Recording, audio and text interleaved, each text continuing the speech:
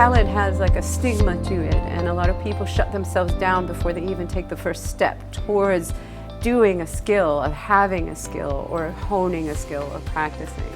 And to have a successful team, whether it be a band or a business team, that you need to have an understanding of who each other is, personality-wise, but then also this ability to listen, as well as communicate effectively.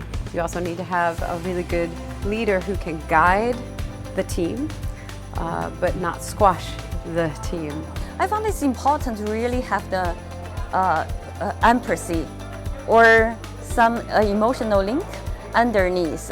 I think a few guests also mentioned that. So you really need to have the understanding, the affection, the emotional part. That together you could bring better business. Somehow business and music, still connect each other. Let's talk about work alone and teamwork. If you work with people with team, they always can give you something interesting, sometimes good, sometimes bad. The good thing is the surprise factor to working in a team or with other people.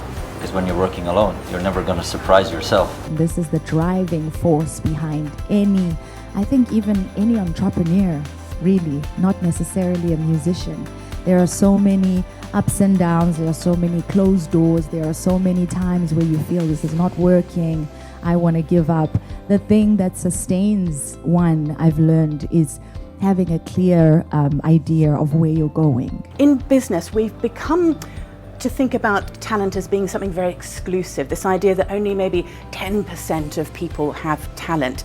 I think what we heard from the musicians was rather it's about everybody finding their unique voice, their unique talent, and being in conditions that enable them to cultivate that talent. So I think what we heard today was something much more person-centric, but also something that really recognizes the role that leaders and organizations have in creating space for talent to emerge. Today what I discovered is actually talent has different ways to define it.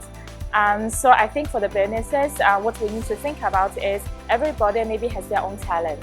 And the current process of job posting and also filling a position is very much standardized. It probably also prohibits a bit the people to fully utilize their talents. And so I think for me the learning is how we in the future as business leader can also think about how to create a role which fits the best of individuals' talents.